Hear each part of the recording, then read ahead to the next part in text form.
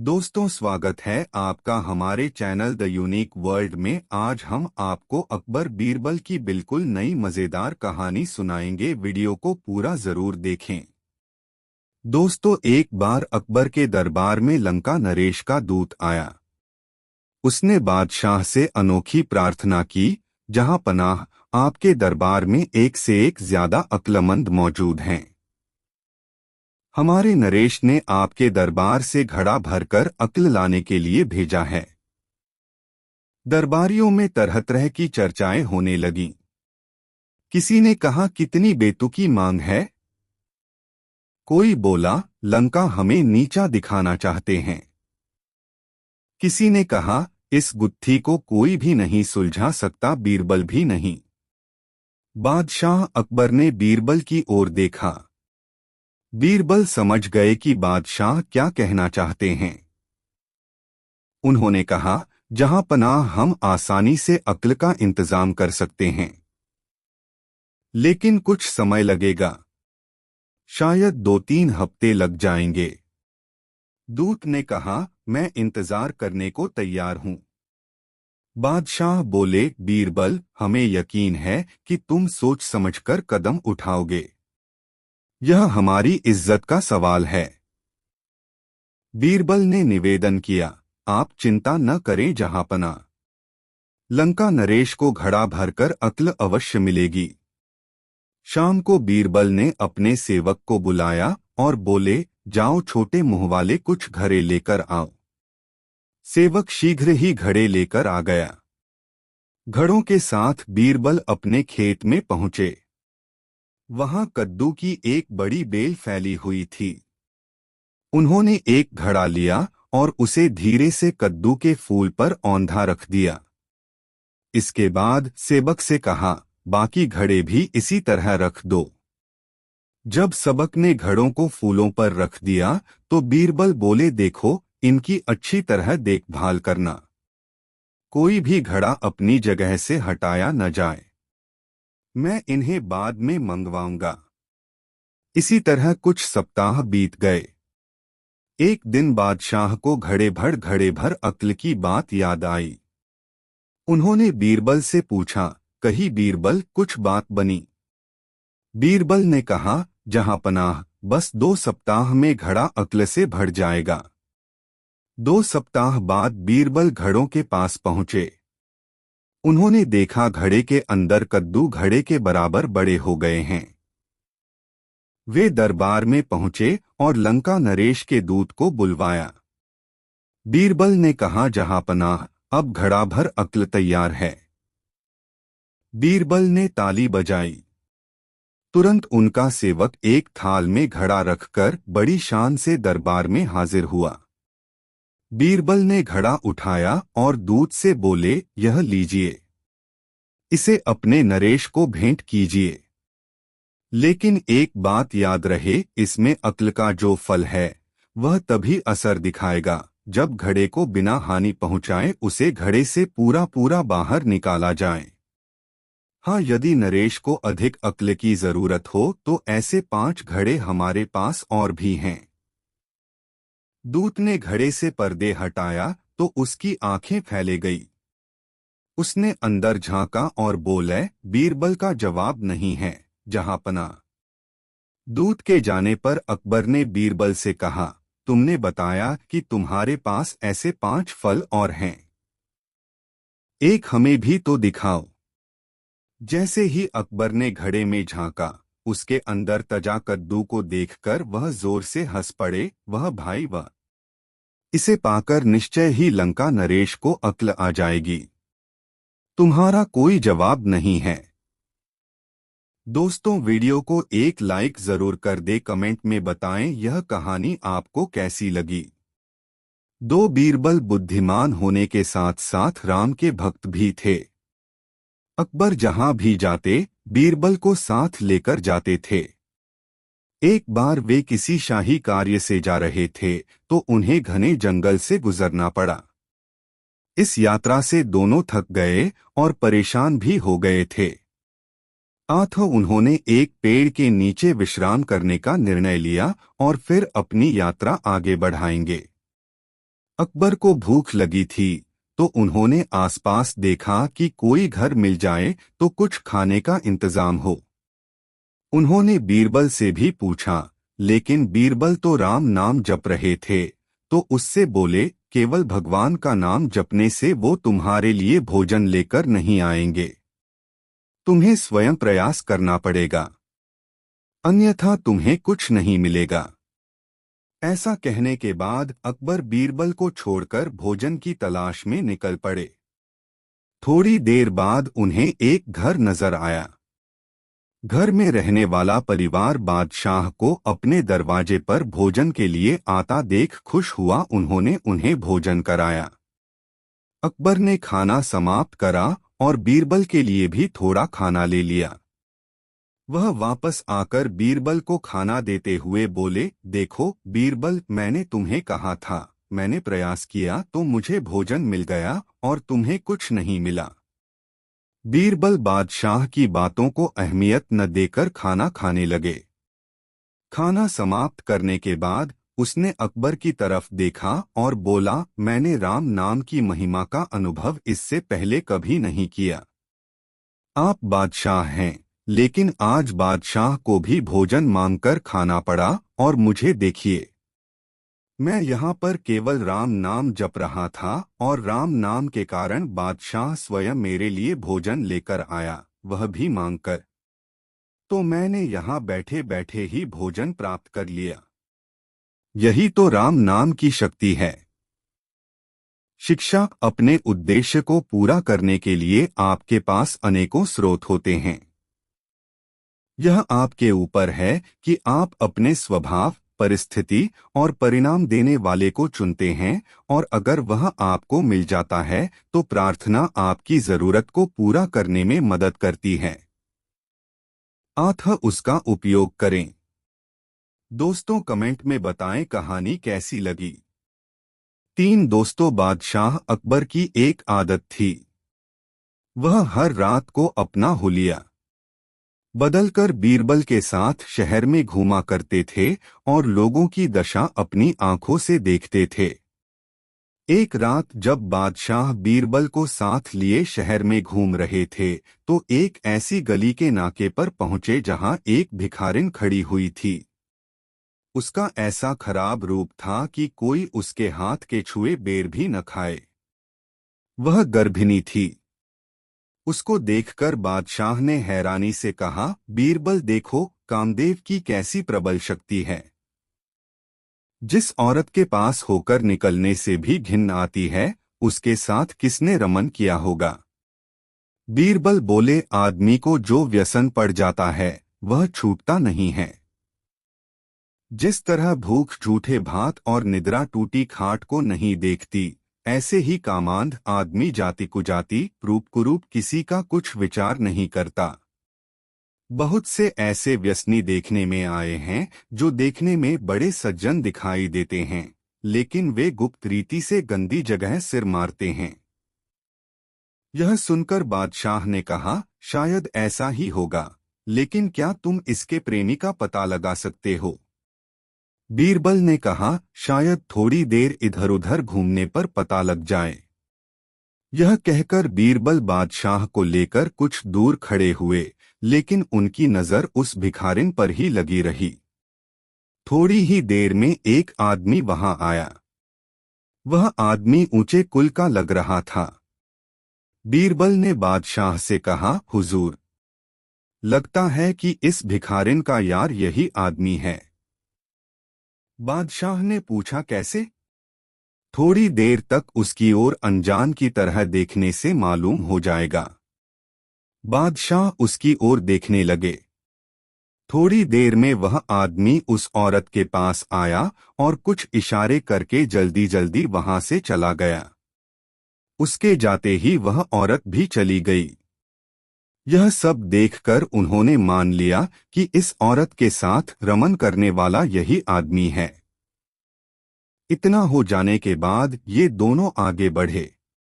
थोड़ी देर में बादशाह ने पूछा, क्यों बीरबल, जिस विलासी आदमी को तुमने दिखलाया उस पर तुमको पहले कैसे शक हुआ।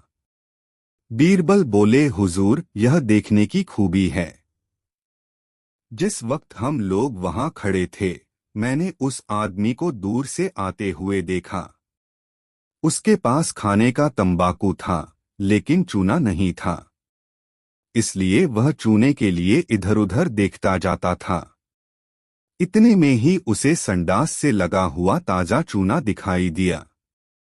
वहां से उसने उंगली से खुरचकर चूना तंबाकू में मिला लिया। जो आदमी तंबाकू के लिए ऐसी गंदी जगह से चूना लेने में हिचकिचाए नहीं, उसको किस बात से घृणा हो सकती है, और यही आदमी उस औरत को भोगने वाला है। बादशाह अकबर बीरबल की इस दूरदर्शिता पर बेहद खुश हुए। शिक्षा, गंदे शौक और गंदी आदतें बहुत मुश्किल से छूटती हैं, इसलिए इन दोनों को कभी भूलकर भी नहीं अपनाना चाहिए। पश्तो वीडियो को एक लाइक जरूर कर दे। 4 एक बार बादशाह अकबर ने पूछा, बीरबल, हमारी राजधानी में कितने ईमानदार हैं? ईमानदार अधिक हैं या बेईमान? जहां पनाह, बेईमान अधिक हैं, बीरबल ने कहा। सिद्ध कर सकते हो? बिल्कुल। ठीक है, सिद्ध करो। दूसरे दिन बीरबल ने महल का हौस खाली करवा दिया और नगर में ढिंढोरा पिटवा दिया। आज रात को नगर का हर आदमी बादशाह के महल के हौज में एक एक घड़ा दूध डाले। सुबह होते ही बीरबल अकबर को हौज के पास ले गए। हौज को देखते ही बादशाह अकबर की आंखें खुली की खुली रह गई। वे जोर से चिल्लाए, यह क्या है? हौज में दूध के बदले पानी। मेरे हुक्म का ऐसा अनादर। बादशाह अकबर गुस्से से लाल पीले हो गए। बोले, यह कैसे हो सकता है? बीरबल, ढिंढोरा पिटवाने में जरूर कोई भूल हुई होगी। लोग बादशाह के हुक्म का पालन न करें, ऐसा हो ही नहीं सकता। बीरबल ने शांतिपूर्वक अकबर से कहा, हुजूर, जैसा आप सोचते हैं, नहीं हुआ है। सच बात तो यह है कि सभी ने जानबूझकर हौज में दूध के बदले पानी डाला है। अकबर ने कहा, मैं कैसे मान लूं कि जैसा तुम कह रहे हो, ऐसा ही हुआ होगा। हुजूर, मेरे साथ चलिए, अभी दूध का दूध और पानी का पानी हो जाता है। दोनों भेस बदलकर बाहर निकले। चलते चलते वे एक सेठ की हवेली पर पहुंचे। सेठ ने पूछा, कौन हैं आप? बीरबल ने कहा, राहगीर हैं भाई, थोड़ी देर रुककर आगे चले जाएंगे। सेठ ने कहा, आइए, अंदर आ जाइए। दोनों अंदर गए, पानी पिया, फिर आराम से बैठे। बीरबल ने कहा, सेठ जी, आपके बादशाह ने अपने हौज में लोगों को एक एक घड़ा दूध डालने का हुक्म दिया था, क्या यह बात सच है? सेठ ने कहा, हाँ, सच है। बीरबल ने कहा, किसी को ऐसी बात पसंद नहीं आती, लेकिन बेचारे क्या करते? बादशाह का हुक्म था, इसलिए। सेठ ने कहा, हुक्म देने वाला तो हुक्म दे देता है, पर मनुष्य में तो बुद्धि होती है न। बीरबल ने कहा, मतलब? सेठ ने बताया, देखिए, किसी से कहना मत। मैंने तो हौज में दूध के बजाय एक घड़ा पानी ही डाल दिया था। रात के अंधेरे में कौन देखता है कि घड़े के अंदर क्या है? फिर नगर के सारे लोग तो दूध डालने ही वाले थे, उसमें मैंने एक घड़ा पानी डाल दिया, तो क्या फर्क पड़ता है? अकबर और बीरबल सेठ से इजाजत लेकर रवाना हुए। इसी तरह वे 4-5 जगह और गए। सभी से एक ही बात सुनने को मिली कि हौज में सभी लोग दूध डालने वाले थे, पर अंधेरे में कौन देखता है कि घड़े में दूध है या पानी। यह सोचकर हर किसी ने हौज में दूध के बजाय पानी ही डाला था। बीरबल ने कहा, हुजूर, अभी और कहीं पता लगाने जाना है क्या? अकबर ने कहा, नहीं नहीं, इतना ही बहुत है। तुम सच कहते हो, सभी बेईमान गलत काम में एक हो जाते हैं और खास तौर पर स्वार्थ साधने में। शिक्षा हमें निर्णय पर पहुंचने से पहले तथ्यों पर गौर कर लेना चाहिए। यह एक महत्वपूर्ण तथ्य है कि डर हमेशा अधिकारी की आज्ञा पालन में महत्वपूर्ण भूमिका अदा करता है। अधिकारी इस बात का लाभ उठा सकते हैं। यदि उच्च अधिकारी इस बात से अनभिज्ञ है तो उसके अंतर्गत काम करने वाले डर खो देते हैं, जबकि उच्चाधिकारी अपनी अधिकारिता। दोस्तों, एक कहानी आपको कैसी लगी कमेंट में जरूर बताएं। वीडियो को एक लाइक जरूर करें। 5 एक दिन दो कवि किसी दूर राज्य से दरबार में आए। उन्होंने सबको अपने गीतों और कविताओं से खुश कर दिया। बादशाह ने उन्हें इनाम दिया। उन कवियों ने पहले इतना सोना नहीं देखा था। वे फूले नहीं समा रहे थे। तभी बादशाह ने उनको राजसी कपड़े देने की आज्ञा दी। तभी उनमें से एक कवि ने धन्यवाद रूपी कविता सुनाने की आज्ञा मांगी। बादशाह अकबर ने उसको आज्ञा दी और कवि कविता सुनाने लगा। वह बादशाह की बहादुरी और दयालुता के बारे में बोलने लगा। उसने अकबर की शिक्षा और बुद्धिमानी की प्रशंसा की। उसने यह कहते हुए अपनी कविता समाप्त की, बादशाह अकबर अब तक के सभी राजाओं से महान हैं, वह ईश्वर से भी महान हैं। इसके साथ उसने झुककर सलाम किया और दरबार छोड़ दिया। बादशाह अकबर ने चारों तरफ देखा, उनकी आंखों में शरारत भरी चमक थी। तो वे बोले, तो देखा, अब मैं ईश्वर से भी महान हूँ। दरबार में सभी व्यक्ति बादशाह को अचरज भरी नजरों से देखने लगे। क्या इन्होंने सच में कवि के शब्दों पर भरोसा कर लिया? शायद नहीं, लेकिन उन्हें भरोसा भी नहीं था। बादशाह अकबर ने अपने सभी मंत्रियों, सेनापतियों, सलाहकारों की ओर देखा। वह यह देखना चाहते थे कि उनमें सच बोलने की ताकत है या नहीं। सभी बादशाह की तरफ देखने लगे। तो क्या सभी लोग मेरी इस बात से सहमत हैं? बादशाह कुछ चिढ़ते हुए बोले। किसी में भी असहमति दिखाने की हिम्मत नहीं थी। धीरे धीरे एक के बाद एक झुककर बादशाह को सलाम करते हुए बोले, हाँ जहां पनाह, आप ठीक कहते हैं। बादशाह अकबर सोचने लगे, सभी दरबारी मूर्खता दिखा रहे हैं। वे बीरबल की तरफ मुड़े और बोले, और तुम बीरबल, क्या तुम भी सहमत हो? हाँ, क्यों नहीं, बीरबल ने तुरंत जवाब दिया। बादशाह की चिढ़ बढ़ने लगी। जहां पनाह, आप वह कर सकते हैं जो ईश्वर नहीं कर सकता। बीरबल बोले, अगर आपका कोई विषय आपको नाखुश करता है, जहां पनाह, आप उसे या तो तीर्थयात्रा पर भेज देते हैं या अपनी सल्तनत से मिटा देते हैं। लेकिन ईश्वर नहीं। ईश्वर पूरी पृथ्वी, आकाश और स्वर्ग पर राज करते हैं। पूरे संसार में ऐसी कोई जगह नहीं है जो ईश्वर से संबंधित न हो। इसलिए वह किसी भी जीव को मिटाता नहीं है। बादशाह का गुस्सा गायब हो गया।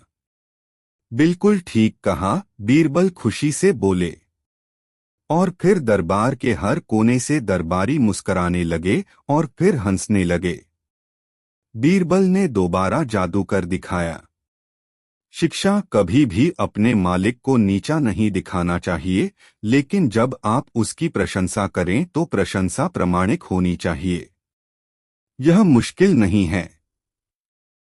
अगर आपसे श्रेष्ठ लोग अपनी कमियों को जानते हैं तो आपकी झूठी प्रशंसा आपको परेशानी में डाल सकती है। दोस्तों, वीडियो को एक लाइक जरूर करें। 6 एक वक्त की बात है, बादशाह अकबर अपने दरबारियों के साथ दरबार में मौजूद थे। तभी उनके मन में एक बात आती है। बादशाह बोलते हैं कि मेरे आसपास हमेशा बुद्धिमान लोग रहते हैं और मैं उनके बीच रहकर बोर हो गया हूँ। मैंने फैसला किया है कि मुझे कुछ मूर्ख व्यक्तियों से मिलना चाहिए। अकबर बीरबल से कहते हैं, तुमने हमेशा हमारी मदद अपने ज्ञान और चतुराई से की है। हम चाहते हैं कि इस बार भी तुम ऐसा ही कुछ करो और हमारे लिए 6 मूर्ख व्यक्ति ढूंढ कर लेकर आओ। बीरबल, जी जहां पनाह, मैं आपके लिए 6 मूर्ख व्यक्ति जरूर ढूंढ कर लाऊंगा। अकबर, हम आपको 6 मूर्ख व्यक्ति ढूंढने के लिए 30 दिन का समय देते हैं। बीरबल, जहां पनाह, मुझे इतने अधिक समय की आवश्यकता नहीं पड़ेगी। अकबर, ठीक है, अगर तुम उससे पहले ही मूर्ख व्यक्ति ले आ सकते हो तो यह अच्छी बात है। इसके बाद बीरबल मूर्ख व्यक्तियों की तलाश में निकल पड़ता है। बीरबल रास्ते में पूरा समय इसी सोच में था कि उसे वो मूर्ख लोग कहाँ मिलेंगे। तभी उसे गधे पर बैठा एक आदमी दिखाई देता है जो सिर पर घास की गठरी रखे हुए था। बीरबल ने तुरंत घोड़ा रोका और उससे उसकी पहचान पूछने लगा। बीरबल, कौन हो तुम और ऐसे गधे पर बैठकर और घास अपने सिर पर लेकर क्यों जा रहे हो? व्यक्ति, मैं रामू हूँ और मेरा गधा कमजोर व थका हुआ है, इसलिए गधे का बोझ कम करने के लिए मैंने घास की गठरी अपने सिर पर रखी है। यह सुनकर बीरबल सोचता है कि मुझे पहला मूर्ख व्यक्ति मिल गया। फिर बीरबल उससे कहता है कि तुम जानवरों के बारे में इतना सोचते हो, इसलिए मैं तुम्हें बादशाह अकबर से इनाम दिलवाऊंगा। यह कहकर बीरबल उस व्यक्ति को अपने साथ चलने के लिए कहता है। इनाम की बात सुनकर रामू बीरबल के साथ हो लेता है। बीरबल और रामू कुछ दूर चले ही थे कि बीरबल को 2 व्यक्ति आपस में लड़ाई करते हुए दिखाई दिए। बीरबल उन दोनों व्यक्तियों को लड़ने से रोकता है और उनसे पूछता है कि तुम दोनों कौन हो और किस बात के लिए लड़ रहे हो? पहला व्यक्ति, जनाब मेरा नाम चंगू है। दूसरा व्यक्ति, और मेरा मंगू है। मंगू, जनाब मुझे चंगू कहता है कि इसके पास शेर है जिसे वो मेरी गाय के शिकार के लिए छोड़ेगा। चंगू, हाँ मैं ऐसा ही करूंगा और मुझे बहुत मजा भी आने वाला है। बीरबल, कहाँ है तुम लोगों की गाय और शेर? मंगू, जनाब जब भगवान हमें वरदान देने आएंगे तो मैं उनसे गाय मांगूंगा और चंगू शेर मांगेगा, जिसे यह मेरी गाय पर छोड़ने की बात कर रहा है। बीरबल, अच्छा यह बात है। उनकी बातें सुनकर बीरबल समझ गया कि उन्हें 2 और मूर्ख व्यक्ति मिल गए हैं। बीरबल इनाम की बात कहकर उन्हें भी अपने साथ ले लेता है। उन तीनों को लेकर बीरबल अपने घर पहुंचता है और फिर सोचने लगता है कि बाकी के मूर्ख व्यक्ति कहां से ढूंढ कर लाऊं। बीरबल उन तीनों मूर्खों को अपने घर में ही रहने के लिए कहकर बाहर चला जाता है। जब बीरबल और मूर्ख लोगों को ढूंढने के लिए बाहर आता है तो उसे एक व्यक्ति दिखाई देता है जो कुछ ढूंढता रहता है। बीरबल उसके पास जाकर पूछता है कि आप क्या ढूंढ रहे हैं? व्यक्ति, जनाब मेरी अंगूठी कहीं गिर गई है जिसे मैं काफी समय से खोज रहा हूं, लेकिन मुझे नहीं मिल रही है। बीरबल, क्या आपको पता है कि अंगूठी कहाँ गिरी थी? व्यक्ति, दरअसल मेरी अंगूठी यहाँ से दूर उस पेड़ के पास गिरी थी, लेकिन वहां अंधेरा होने के कारण मैं यहाँ उसे ढूंढ रहा हूँ। बीरबल, अच्छा यह बात है। आप कल हमारे साथ बादशाह के दरबार में चलो। मैं बादशाह अकबर से आपको दूसरी अंगूठी देने के लिए कहूंगा। व्यक्ति, अच्छा ठीक है, फिर खुश होकर अगले दिन सुबह बीरबल दरबार में उन 4 मूर्खों को लेकर पहुंचता है। बीरबल, बादशाह अकबर, मैं आपके कहे अनुसार मूर्ख व्यक्तियों को ढूंढ कर ले आया हूं। अकबर, बीरबल, तुमने तो एक ही दिन में मूर्ख व्यक्ति ढूंढ लिए, क्या हमारे राज्य में मूर्खों की संख्या अधिक है और तुम यकीन के साथ कैसे कह सकते हो कि ये व्यक्ति मूर्ख हैं? बीरबल ने बादशाह से सारी बातें बताई। फिर अकबर कहते हैं कि ये तो केवल 4 ही लोग हैं, बाकी के 2 मूर्ख कहाँ हैं? बीरबल, जहांपनाह, यहाँ पर 6 मूर्ख व्यक्ति हैं। अकबर, यहाँ कहाँ हैं और कौन हैं, हमें भी बताओ। बीरबल, जहांपनाह, एक तो मैं स्वयं हूँ। अकबर, तुम मूर्ख कैसे हुए? बीरबल, मैं इसलिए मूर्ख हूँ क्योंकि मैं इन मूर्खों को खोज कर लाया। अकबर, फिर अकबर हंसने लगता है और कहता है कि मैं समझ गया कि दूसरा मूर्ख कौन है, पर मैं तुमसे सुनना चाहता हूँ। बीरबल, दूसरे आप हैं जहांपनाह, जो आपने मुझे मूर्ख व्यक्तियों को लाने के लिए कहा। बीरबल की बातें सुनकर अकबर उसकी प्रशंसा करने लगते हैं और कहते हैं कि बीरबल के पास हर सवाल का जवाब होता है। कहानी से सीख। दिमाग और चतुराई से हर मुश्किल काम आसान हो सकता है, लेकिन ऐसे कामों में अपना कीमती समय व्यर्थ नहीं करना चाहिए जिसका कोई मतलब न हो। दोस्तों, कहानी कैसी लगी कमेंट में जरूर बताएं। 5 जब महेश दास बड़े हुए तो उन्होंने बचाकर रखी थी उसके साथ राजकीय अंगूठी ली तथा अपनी मां से विदा लेकर बादशाह की राजधानी फतेहपुर सीकरी की तरफ चल दिए। राजधानी में पहुंचकर महेश दास आश्चर्यचकित रह गए। बाजारों की चकाचौंध व रौनक जो उन्होंने पहले कभी नहीं देखी थी। बाजारों में बिकते रंग बिरंगे वस्त्र, गहने, उनसे बनी टोपियां देखकर उनकी आंखें खुली की खुली रह गई। बड़े बड़े ऊंट, पानी बेचने वालों की आवाजें, जादूगरों द्वारा जुटाई गई भीड़, मंदिरों से आती आवाजें सब उसे आकर्षित कर रही थी। लेकिन महेश अपनी यात्रा के मकसद को बिना भूले महल की तरफ चल दिया। महल के द्वार पर की गई सुंदर नक्काशी को देखकर महेश को लगा कि यह बादशाह के महल का प्रवेश द्वार है, लेकिन वह तो शाही दरबार का बाहरी छोर था। महेश जब महल के द्वार पर पहुंचा तो द्वारपाल ने उसका रास्ता रोकते हुए पूछा, कहाँ जा रहे हो? मैं बादशाह सलामत से मिलने आया हूँ, महेश ने शांतिपूर्वक उत्तर दिया। द्वारपाल ने कहा, मूर्ख, तुम क्या सोचते हो कि बादशाह अकबर को केवल यही कार्य रह गया है कि वो हर किसी के साथ मुलाकात करते रहें? उसने महेश को वहां से लौट जाने के लिए कहा। लेकिन जैसे ही महेश ने अकबर की दी हुई शाही अंगूठी निकाली, सैनिक चुप हो गया और दूसरे सैनिक ने राजसी मोहर को पहचान लिया। यह देखकर उसने महेश को अंदर जाने की आज्ञा दी, पर वह उसे ऐसे ही नहीं छोड़ना चाहता था। उसने तब महेश से कहा कि तुम एक शर्त पर अंदर जा सकते हो। तुम्हें बादशाह से जो भी मिलेगा तुम मुझे उसका आधा दोगे। महेश ने मुस्कुराते हुए कहा, ठीक है, और वह वहां से चला गया। महेश उस सैनिक को सबक सीखना चाहता था ताकि वह फिर भ्रष्ट कार्य न करे।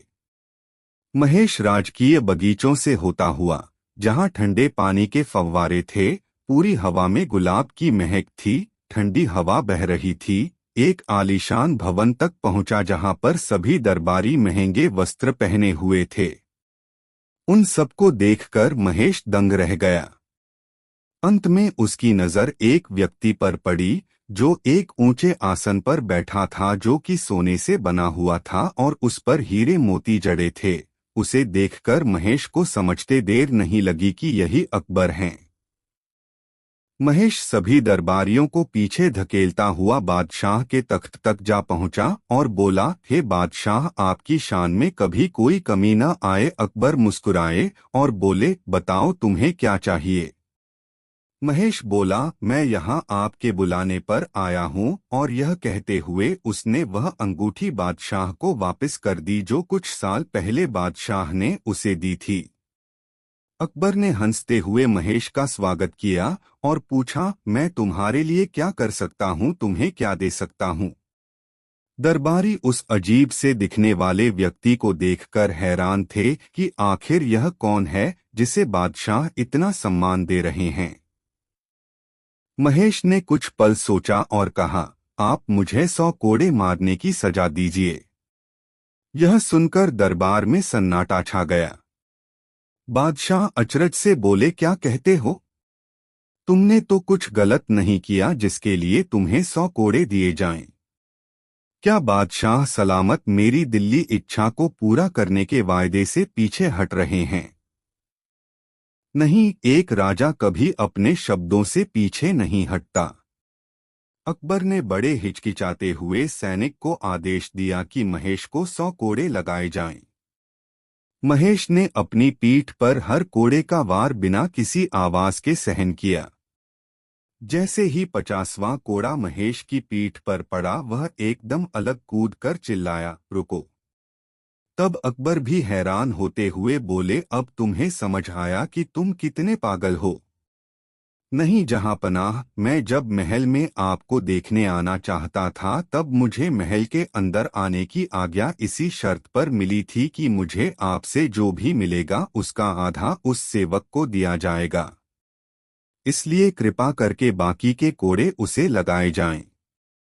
पूरा दरबार हंसी के ठहाकों से गूंज उठा, जिनमें अकबर की हंसी सबसे ऊंची थी। इसी के साथ उस सैनिक को दरबार में आकर अपनी घूस लेने की आज्ञा दी गई। अकबर ने महेश से कहा, तुम अब भी इतने ही बहादुर हो जितने पहले थे, लेकिन तुम पहले से भी चालाक हो गए हो। मैं इतने प्रयत्नों के बावजूद भी अपने दरबार से भ्रष्टाचार नहीं हटा सका, लेकिन तुम्हारी छोटी सी चालाकी से लालची दरबारियों को सबक मिल गया।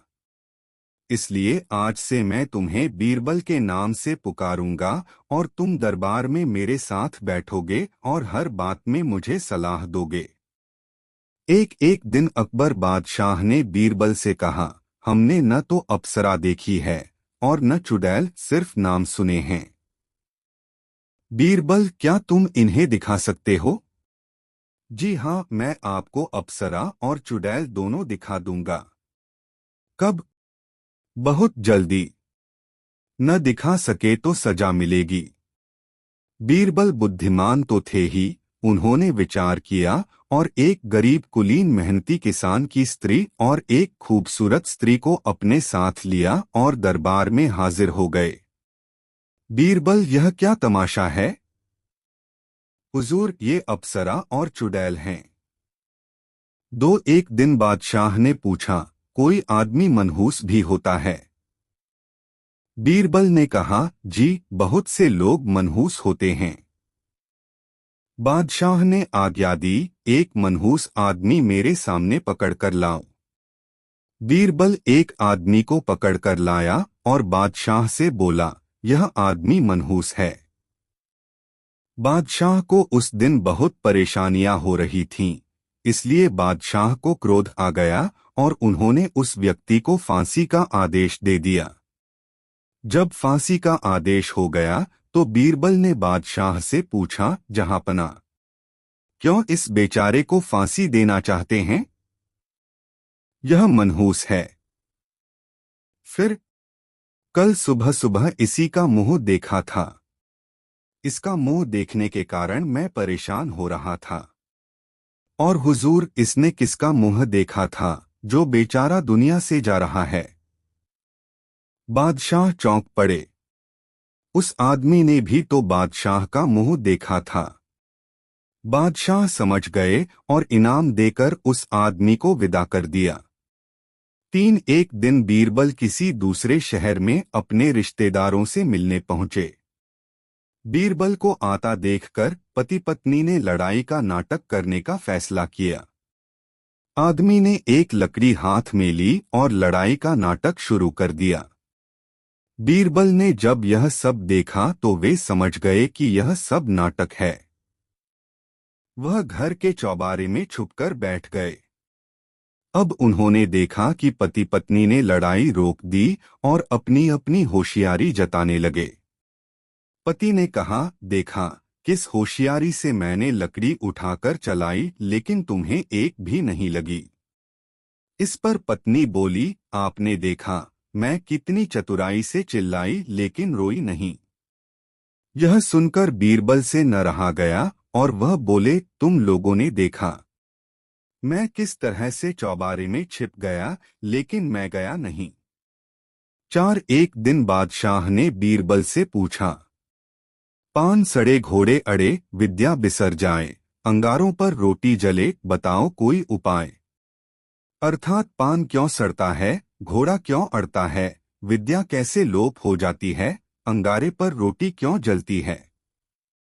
इसका उत्तर सिर्फ 3 शब्दों में बताओ। बीरबल ने तुरंत उत्तर दिया, फेरा नहीं था बादशाह, साफ साफ बताओ। बीरबल बोले, जहांपना, पान न फेरने से सड़ जाता है, घोड़ा फेरे बिना अड़ियल हो जाता है, बिना दोहराए विद्या लोप हो जाती है, अंगारों पर फेरे बिना रोटी जलकर राख हो जाती है। बादशाह ने एक दिन पूछा, सबसे कृतज्ञ कौन और सबसे कृतघ्न कौन है। बीरबल ने कहा, इसका उत्तर मैं दरबार में दूंगा। कई दिनों के बाद बीरबल दरबार में 2 प्राणियों को लाया। उनमें एक कुत्ता था और दूसरा जमाई। बादशाह ने पूछा, ये कौन हैं? और यह कुत्ता क्यों लाए हो? बीरबल ने उत्तर दिया, जहांपना, एक कृतज्ञ है और दूसरा कृतघ्न है। मतलब समझाओ। ये कुत्ता वफादार है, स्वामी भक्त और कृतज्ञ है। इसे गलती पर मारा पीटा जा सकता है, तब भी कुछ देर बाद दुम हिलाएगा, आपके हाथ चाटेगा। यह बड़ा कृतज्ञ होता है। दूसरा यह जमाई है, इसे बेटी दे दो, सब कुछ दे दो, परंतु इसे सब्र या संतोष नहीं होता, तब भी अकड़ा रहेगा। यह कृतघ्न होता है। बादशाह को क्रोध आ गया। उसने आदेश दिया, जमाई को फांसी दे दी जाए। बीरबल बोले, जहांपना, यह गलत है, इसे फांसी देना उचित न होगा। क्यों? क्योंकि मैंने अपने ही जमाई के लिए नहीं कहा। यह बात हर जवाई पर लागू होती है। किस किस को फांसी देंगे? आप सभी किसी न किसी के जमाई हैं। मैं भी हूं और आप भी। बादशाह चौंक पड़े। वह सोच भी नहीं पाए थे कि जमाई तो वह भी हैं। जमाई तो बीरबल भी है। बादशाह अकबर और सभी दरबारी जोर जोर से हंसने लगे। बादशाह ने बीरबल के जमाई को माफ कर दिया और हमेशा की तरह बीरबल की बुद्धिमानी से प्रभावित हो गए। बादशाह अकबर बीरबल से अक्सर हंसी दिल्लगी करते ही रहते थे। हंसी हंसी में ऐसी भी बातें कह जाते थे जो निरुत्तर करने और नीचा दिखाने के लिए कही जाती हैं। एक दिन इसी उद्देश्य से बादशाह बोले, बीरबल जी, रात मैंने एक सपना देखा। क्या देखा हुजूर सपने में? देखा क्या, हम आसमान में उड़ रहे थे। हमसे मतलब है मैं भी और तुम भी। बीरबल ने अकबर की ओर आश्चर्य से देखा। अकबर ने आगे बताया, उड़ते उड़ते हम दोनों नीचे गिर गए। जब गिर गए तो मैंने देखा मैं तो हूँ शहद के कुंड में और तुम पड़े थे पाखाने में। फिर कुछ नहीं दिखाई दिया था। मेरी आंख अचानक खुल गई थी। मैं जग गया था। सपना इतना ही दिखा। मेरी भी सुन लीजिए। रात बिल्कुल यही सपना मुझे दिखाई दिया था। मैं पाखाने के कुंड में गिरा था और आप सीधे शहद के कुंड में गिरे थे। आपका सपना वहीं टूट गया था, परंतु मेरा सपना आगे भी जारी रहा।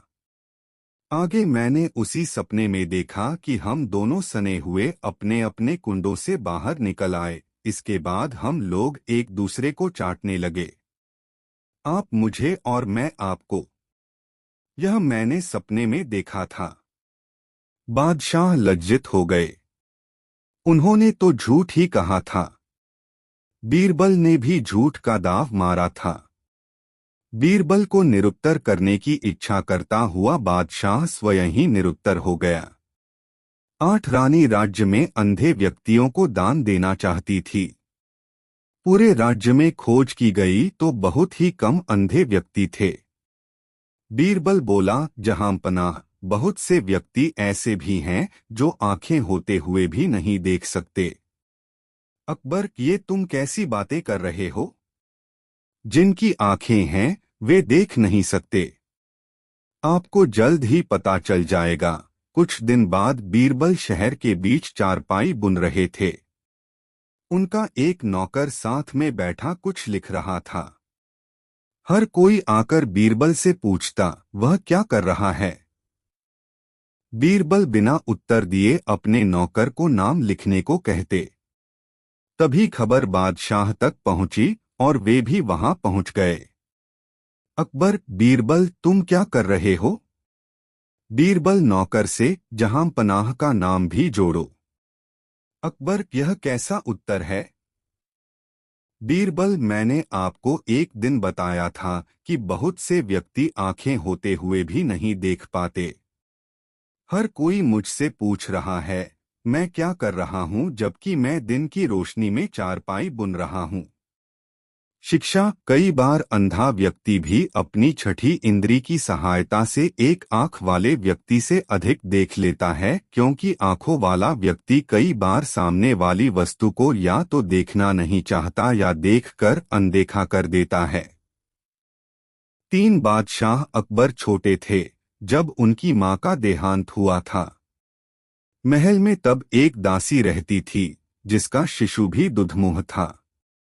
वह नन्हे अकबर को दूध पिलाने को राजी हो गई। दासी का वह पुत्र व अकबर दोनों साथ साथ दासी का दूध पीने लगे।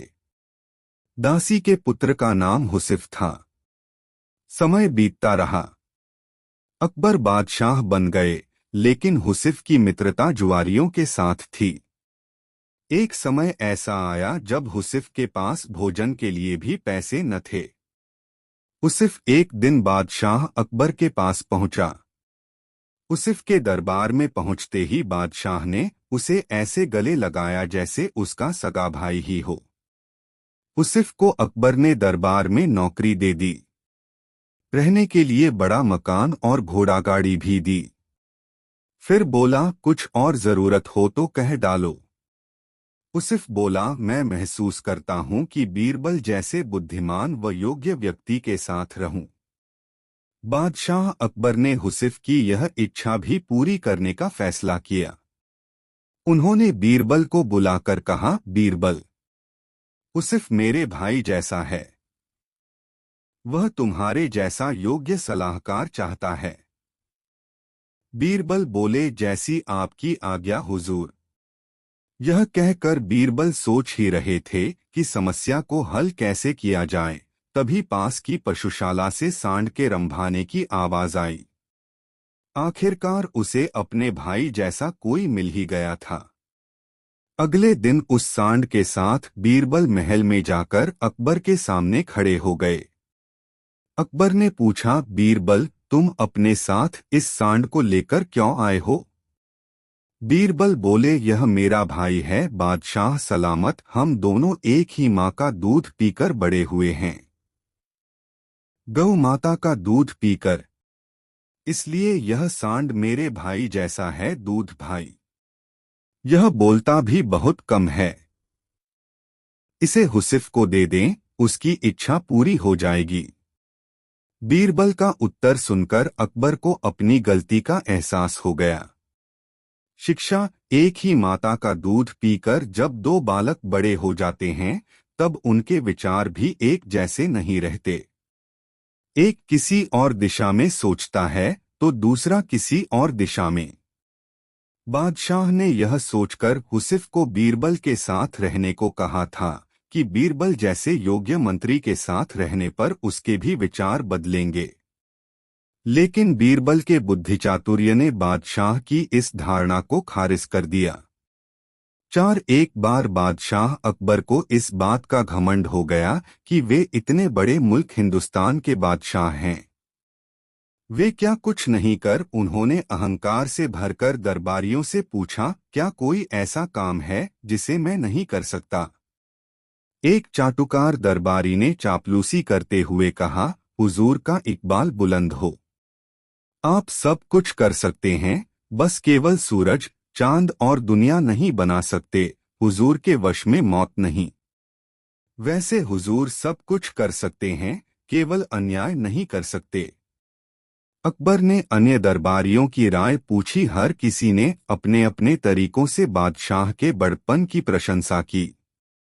अंत में उन्होंने बीरबल पर दृष्टि जमाई और पूछा, तुमने नहीं बताया बीरबल, हम क्या नहीं कर सकते? जहां पनाह, सच बात तो यह है कि आप कई काम नहीं कर सकते। जैसे बादशाह के माथे पर बल पड़ गए। बीरबल बोला, जैसे आप हथेली पर बाल नहीं उगा सकते, आप भूख को वश में नहीं कर सकते। आप आदमी को जानवर और जानवर को आदमी नहीं बना सकते। और गुस्ताखी माफ हो जहां पनाह, आप स्त्रियों की भांति प्रसव पीड़ा सहकर बच्चों को जन्म नहीं दे सकते।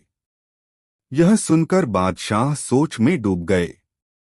उन्हें एहसास हुआ, सच्ची और खरी बात कहकर बीरबल ने उनकी आंखें खोल दीं। वे बीरबल की प्रशंसा किए बगैर न रहे।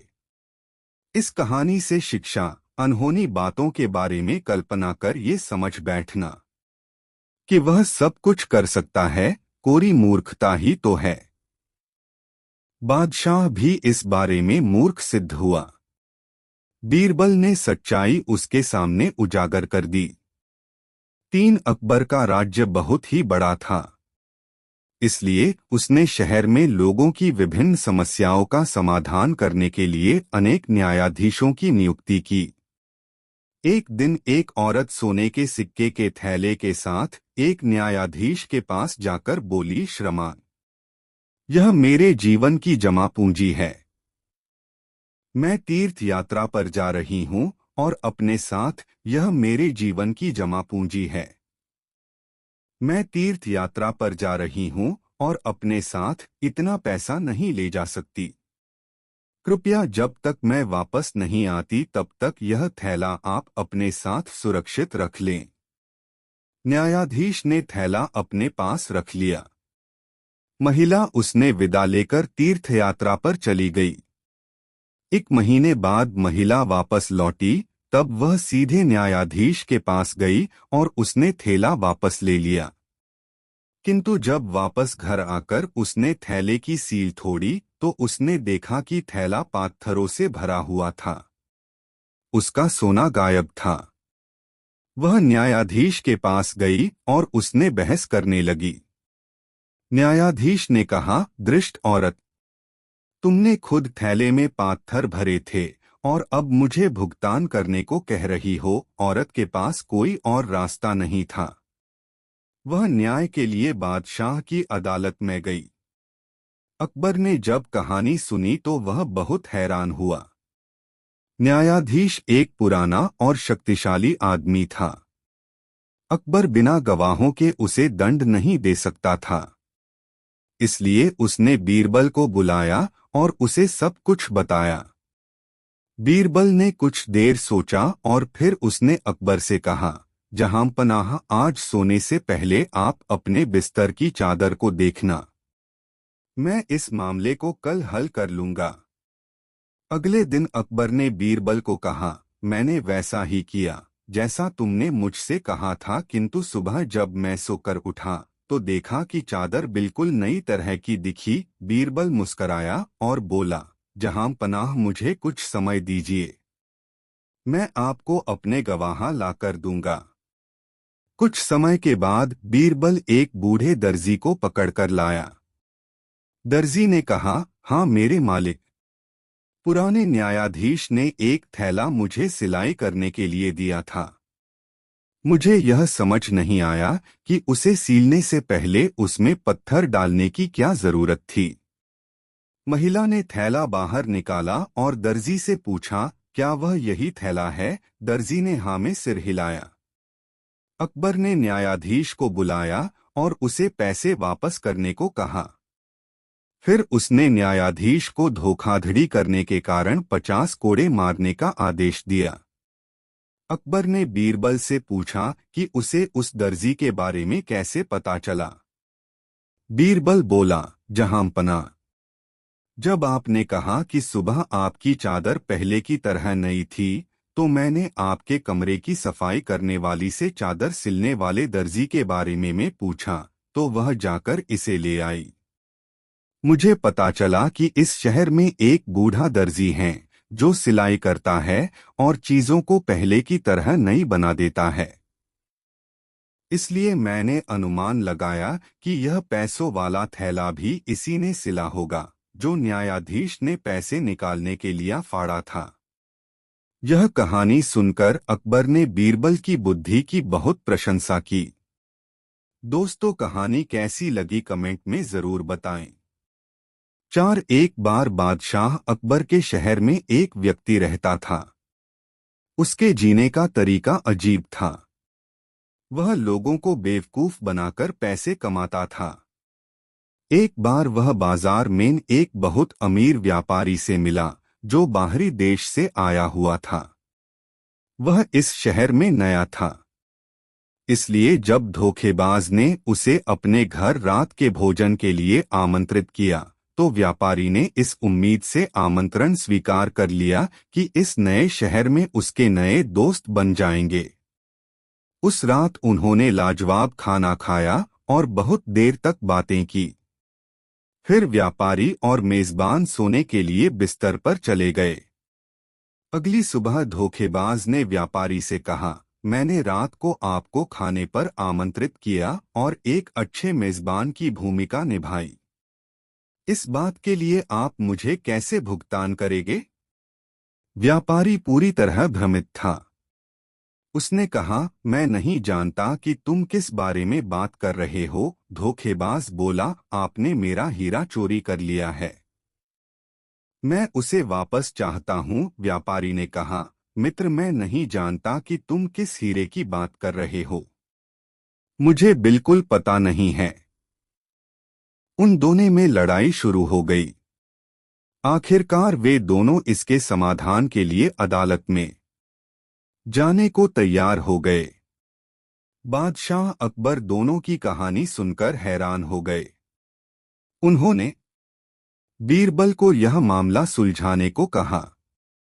धोखेबाज ने कहा, महाराज, मेरे पास गवाह है जिसने व्यापारी को हीरा चोरी करते हुए देखा है।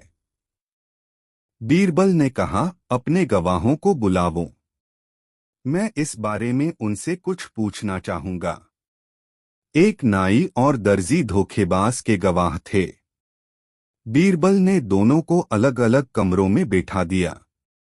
फिर उन्होंने मिट्टी का ढेर देकर हीरे के आकार के रूप में करने को कहा। नाई ने अपने जीवन में कभी हीरा नहीं देखा था। उसके पिता ने उसे बताया था कि नाई का हीरा उसका उस्तरा होता है, इसलिए उसने मिट्टी को उस्तरों की तरह आकार दे दिया। दर्जी की मां ने भी कहा था कि दर्जी का हीरा उसकी सुई होती है, इसलिए उसने मिटूटी को सुई की तरह आकार दे दिया। जब बीरबल ने देखा कि दोनों गवाहों ने क्या बनाया है, तो वह बोला, जहांपना, इन दोनों में से किसी ने भी हीरा नहीं देखा है, तो कैसे इन दोनों ने व्यापारी को हीरा चोरी करते हुए देखा है? यह कहानी झूठी है। व्यापारी निर्दोष है। यह साबित होता है कि धोखेबाज ने नाई और दर्जी को झूठे गवाह बनने के लिए रिश्वत दी है। व्यापारी खुशी से वापस अपने घर चला गया, जबकि धोखेबाज को कैदखान में डाला दिया गया। दोस्तों, ये कहानी कैसी लगी कमेंट में जरूर बताएं और वीडियो को एक लाइक जरूर कर दे। साथ दोस्तों, बहुत समय पहले भारत में महान मुगल सम्राट हुआ करते थे जिन्हें बादशाह अकबर के नाम से जाना जाता था। अकबर के शासन में नवरत्न थे, जिनमें से चतुर बीरबल भी शामिल थे। बादशाह अकबर बीरबल से पहली बार जंगल में मिले थे, जब वह रास्त भटक गए थे। तब बीरबल ने उन्हें रास्ता दिखाया। उस समय बीरबल को महेशदास नाम से जाना जाता था। अकबर ने महेशदास का नाम बदलकर बीरबल रख दिया था। साथ ही बीरबल को विशेष सलाहकार के तौर पर अपने दरबार में नियुक्त किया था, क्योंकि बीरबल अधिक बुद्धिमान थे। वह अपने ज्ञान और चतुराई से हर सवाल और उलझन का हल निकाल दिया करते थे। बीरबल बेहद कम समय में महाराजा अकबर के चहेते सलाहकार बन गए थे। इस बात से उनके सभा के अन्य मंत्री और महामंत्री बीरबल से जला करते थे। यह जलन उनके साले मानसिंह को भी थी। इसलिए एक दिन मानसिंह ने बीरबल की परीक्षा लेनी चाहिए। उन्होंने बीरबल से 3 सवाल पूछने चाहे। महाराज अकबर ने भी बीरबल की परीक्षा लेने की अनुमति दे दी। आसमान में कितने तारे हैं? मानसिंह का पहला सवाल था कि यह पहला सवाल था। यह सवाल सुनकर बीरबल से जलने वाले अन्य दरबारियों को खुशी होने लगी। महाराजा अकबर भी सोचने लगे कि क्या बीरबल इसका जवाब दे पाएंगे।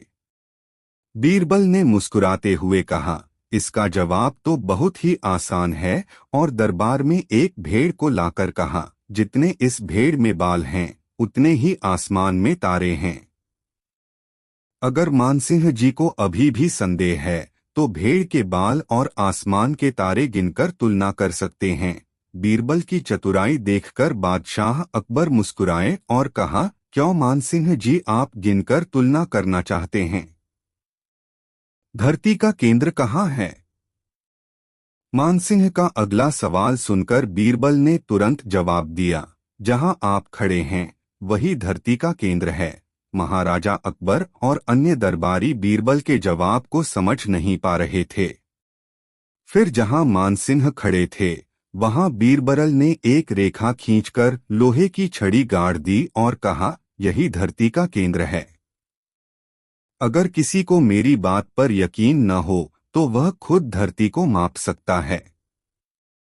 बीरबल की चतुराई देखकर मानसिंह सोच में पड़ गए थे। फिर मानसिंह ने एक पहेली को सुलझाने के लिए कहा। मानसिंह का तीसरा सवाल, एक परख है सुंदर मूरत, जो देखे वो उसी की सूरत। फिक्र पहेली पाई न, बोझन लागा आई न। बीरबल पहेली को दोहराते हुए उसके बारे में गौर से सोचने लगे। काफी सोचने के बाद बीरबल कहते हैं, यह तो बहुत ही आसान पहेली है मानसिंह जी, इसका उत्तर तो पहेली में ही है। इसका उत्तर आईना है, जिसमें आईने के सामने खड़ा इंसान एक सुंदर मूरत है।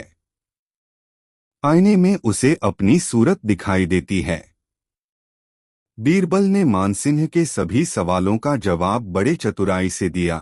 यह देखकर बादशाह अकबर बहुत खुश हुए और मानसिंह से कहा, क्यों मानसिंह जी, आपको आपके सवालों का जवाब मिल गया न? चाहिए। अकबर बीरबल की कहानी से सीख। इस कहानी से यह सीख मिलती है कि किसी भी सवाल का जवाब दिया जा सकता है। बस अपने दिमाग पर भरोसा होना चाहिए और संयम से काम लेना चाहिए। दोस्तों, यह वीडियो आपको कैसा लगा कमेंट में ज़रूर बताएं। ऐसी और नई कहानी सुनने के लिए हमारे चैनल द यूनिक वर्ल्ड को सब्सक्राइब ज़रूर कर ले और यह वीडियो अपने मित्रों को ज़रूर शेयर करें। वीडियो देखने के लिए धन्यवाद।